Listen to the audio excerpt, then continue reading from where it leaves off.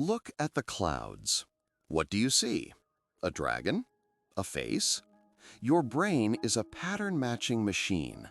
It's so good at it, it finds patterns even where none exist.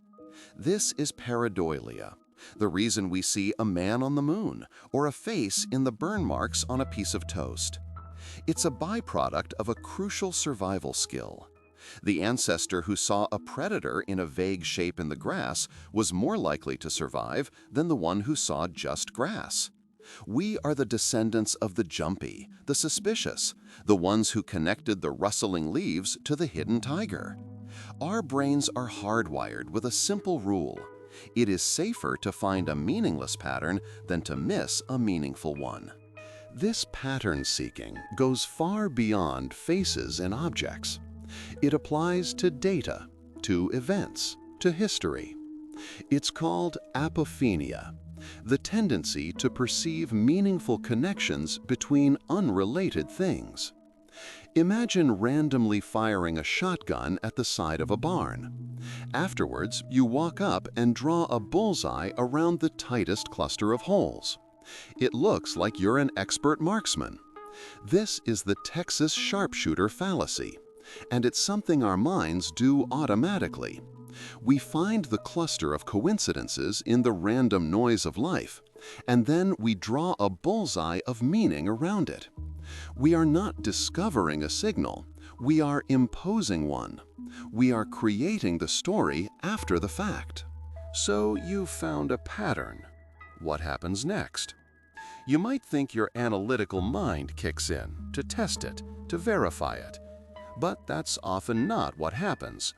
Research suggests that analytical thinking is frequently used not as a tool for discovery, but as a tool for justification.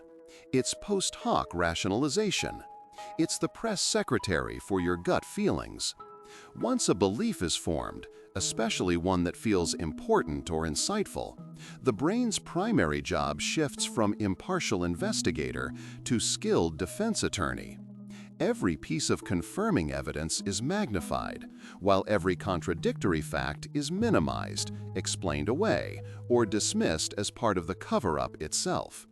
Intelligence doesn't prevent this, it can make it worse. A higher IQ just means you have more rhetorical ammunition to defend a flawed position. Why is it so important to defend that initial pattern? Because the alternative is deeply uncomfortable.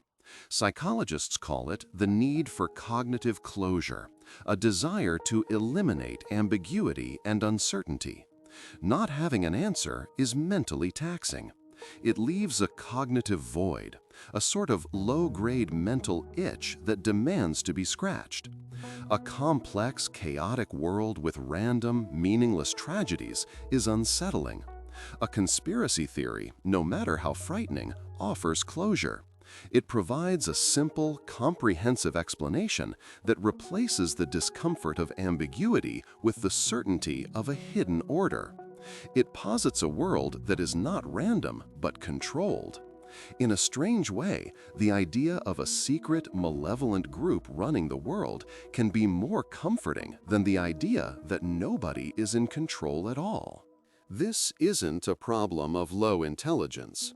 In fact, some studies show that a distrust in authority, which can fuel conspiracy belief, sometimes correlates with higher levels of education. Why? Education teaches you to question, to think critically, to not take official statements at face value. This is a vital skill, but it can curdle. It can become a reflexive, automatic rejection of any mainstream or official narrative. An expert in one field, say an engineer, might feel their analytical skills give them special insight into epidemiology or geopolitics. This creates a dangerous feedback loop. The official story is rejected because it comes from the authorities, and any evidence supporting the conspiracy is accepted because it aligns with that pre-existing distrust. The very tools of skepticism are used to build an unshakable fortress of belief. Now, consider a huge, world-changing event. A global pandemic, the death of a princess, a financial collapse. Our brains struggle to accept that such massive events could have mundane or simple causes. This is called the proportionality bias. We instinctively feel that large events must have large causes. The idea that a single, disturbed individual could alter the course of history feels wrong, disproportionate. The idea that a global crisis could be caused by a random mutation in a virus or a complex cascade of failures in an impersonal system feels unsatisfying. A conspiracy provides a cause that is proportional to the effect. A secret, powerful cabal is a cause large enough to feel like a worthy explanation for a world-shaking event. Ultimately, a conspiracy theory is a story, and humans run on stories. It's a story with clear heroes, the truth seekers, and villains, the conspirators. It satisfies the pattern-seeking brain. It gives the justification machine a purpose.